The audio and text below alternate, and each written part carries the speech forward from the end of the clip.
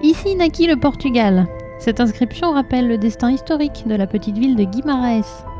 C'est en effet la ville natale d'Alphonse Ier du Portugal. Son père Henri de Bourgogne s'installe à Guimarães et est le vassal de son beau-père et voisin castillan. Alphonse hérite donc du petit comté du Portugal et entre en conflit avec son cousin castillan. En 1139, après la bataille d'Ourique contre les rois arabes, il se proclame roi du Portugal, nouveau pays qui ne s'était encore jamais proclamé de souverain, toujours dominé par les voisins castillans.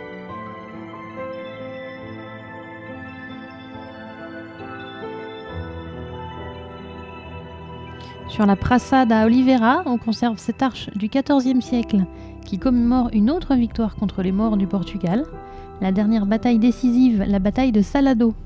Il ne restera plus de royaume arabe que le royaume de Grenade en Andalousie.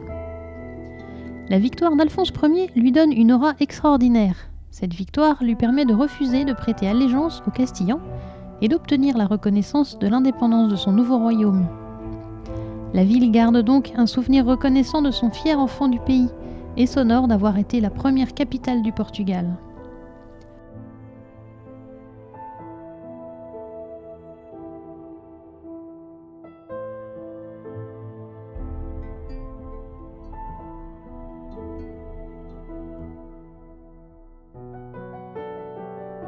Le centre-ville est très bien conservé dans son état médiéval. Il est inscrit au patrimoine mondial de l'UNESCO.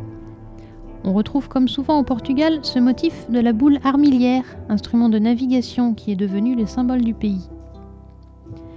C'est un voyage dans le temps que de déambuler dans ces petites rues médiévales.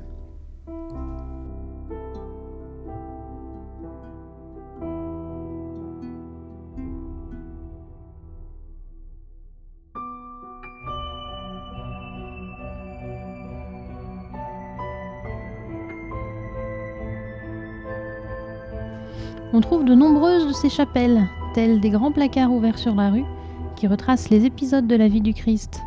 Non loin d'ici, à Braga, on trouve le sanctuaire du Bom Jesus, qui reprend ce principe des chapelles.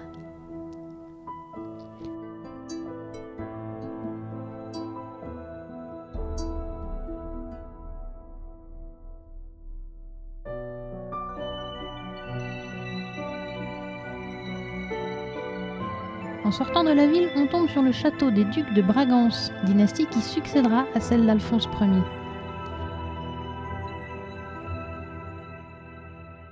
La ravissante chapelle romane San Miguel de Castelo est l'endroit où aurait été baptisé le futur roi Alphonse.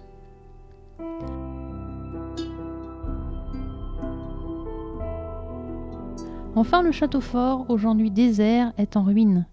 Il est lié à l'histoire des parents d'Alphonse Ier, et même si on n'est pas très sûr qu'il soit vraiment né ici, le château surveille toujours la ville du haut de son promontoire.